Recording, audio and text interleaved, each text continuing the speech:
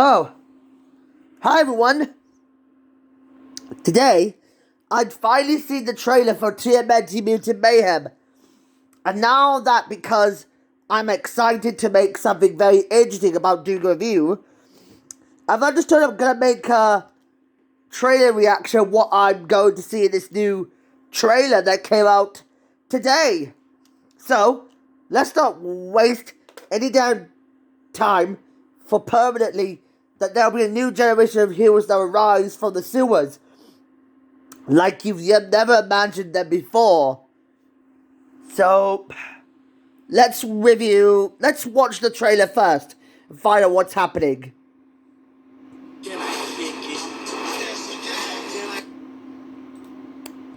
Wait. There, that's better.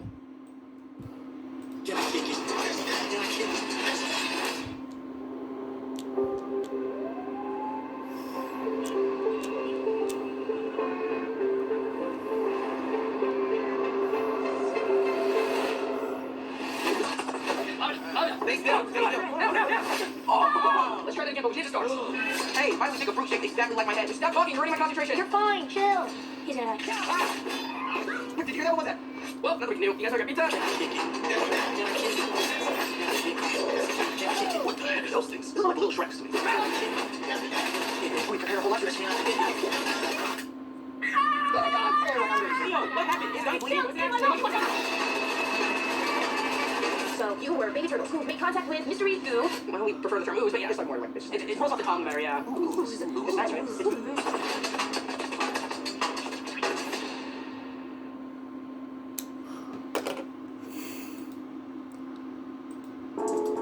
So, now that I've watched the trailer, I've understood that this brand new animated superhero film, which will be directed by Jeff Rowe in his feature directorial debut for a screenplay of Brendan O'Brien.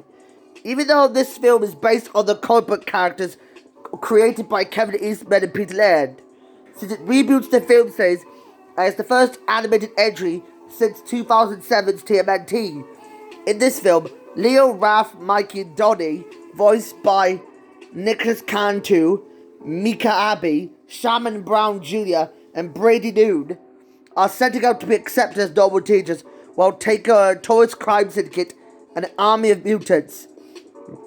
As it has an assembled voice cast that includes Jackie Chan, Ayo Edebri, Seth Rogen, John Cena, Hannibal Buress, Rose Byrne, Ice Cube, Post Malone, Paul Rudd, Maya Rudolph, Nastasia Demetrio, and Giancarlo Esposito.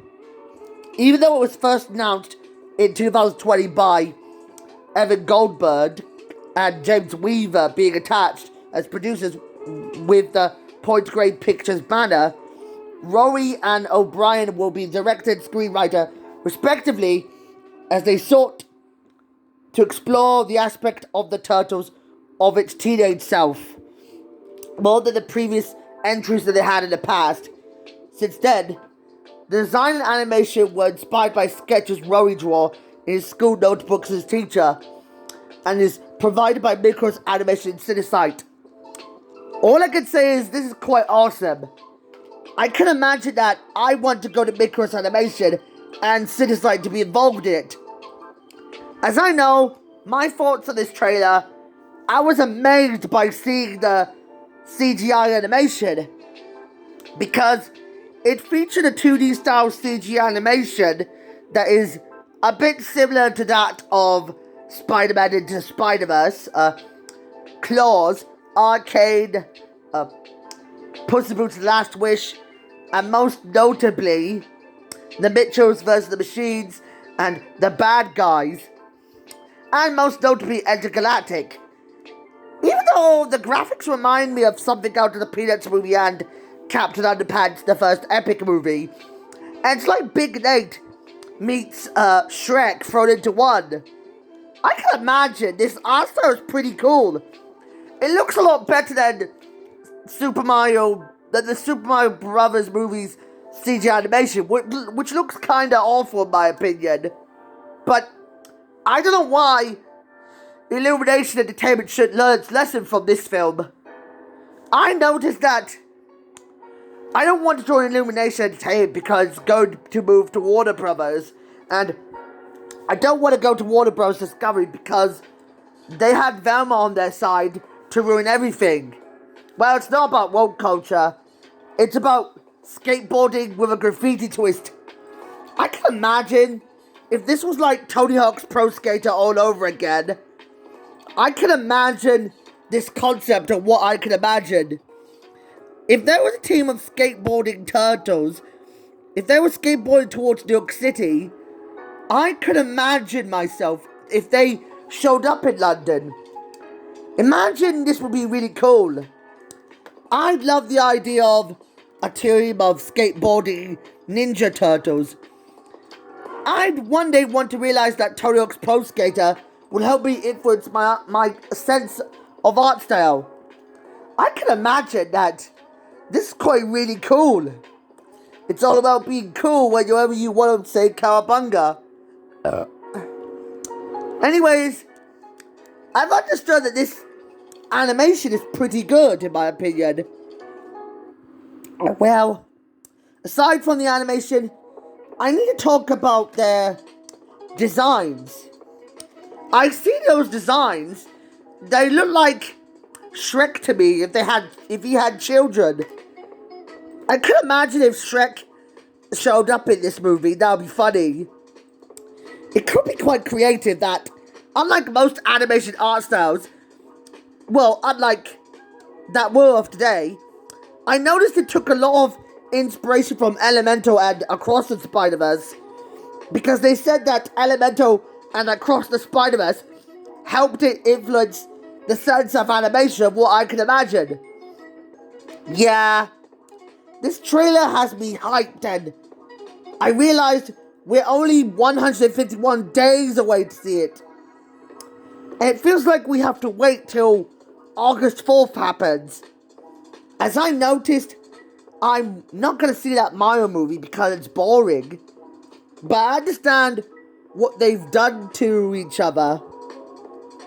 It feels kind of unique that they've got a lot of right things to do. I noticed that, in the previous series, Rise of the TMNT, I felt aware that watching Rise of the TMNT felt like something amazing was going to happen in my mind.